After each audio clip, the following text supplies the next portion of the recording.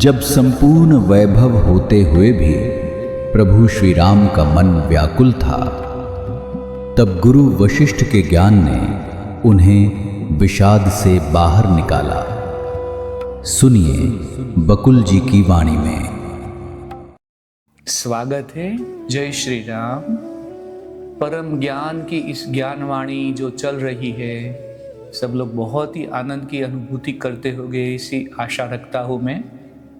और आज 24 फरवरी में क्या ज्ञान आगे चलता है उस संवाद को हम देखेंगे। श्लोक है, तपो वा देवता वापि भूत्वा स्वैव चिदन्यथा फलं ददात्यथा स्वैरं नभः फलनिपातवत्। अर्थ है, तुम इसे देवता की पूजा या आराधना या तप मान लेती हो, परंतु यह एकमात्र चेतना ही है जो तुम्हें देवता की पूजा, आराधना या तप का फल प्रदान करती है। ठीक वैसे ही जैसे फल गिरता तो पेड़ से है, परंतु तुम मान लेती हो कि आकाश से टपका है। तो मानते हैं हम ये कि देवता की वजह से हमें मिला है, लेकिन वो चेतना ही हम ही है जो ये सब फल देता है।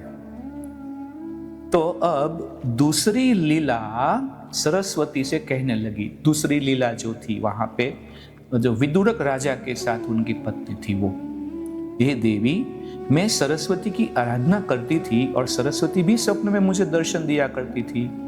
तुम मुझे ठीक वैसी ही लग रही हो। मैं सोचती हूँ कि तुम वही हो।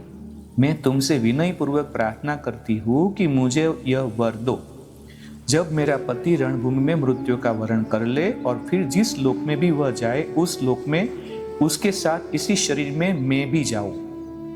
तो सरस्वती ने कहा, तुमने दीर्घकाल तक मेरी गहन आराधना की है, इसलिए जो तुमने मांगा है वह वर मैं तुम्हें देती हूं। अब पहले वाली लीला सरस्वती से कहने लगी, निश्चय ही तुम्हारे वचन मिथ्या नहीं जाते और जो आप चाहती है वह होकर रहता है।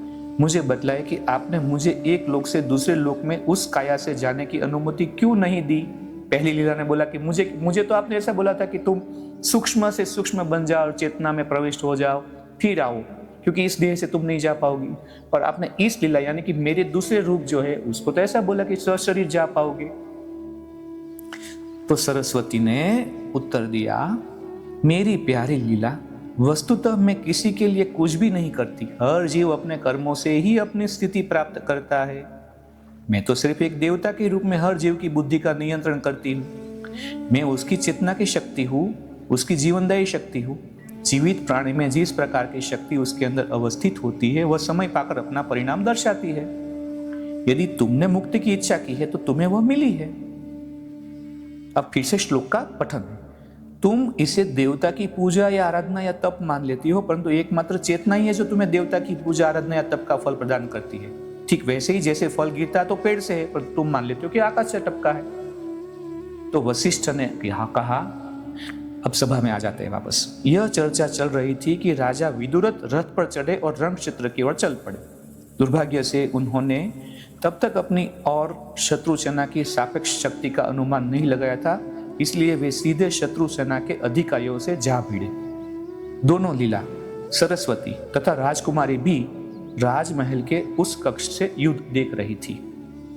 आकाश दोनों पक्षों के क्षेप्यास्त्रों से पटा था। सभी जगह योद्धाओं की चीख पुकार सुनाई पड़ रही थी। पूरे नगर पर धूल और धुएं के बादल छाए गए थे। जब दोनों सेनाओं के अस्त्र टकराते थे, तब खट खट, टक टक और जन जन का शब्द होता था। तो आज इस ज्ञानवाणी को यहाँ पे विराम देते हैं और फिर इसी श्रृंखला को आगे कल बढ़ाएंगे।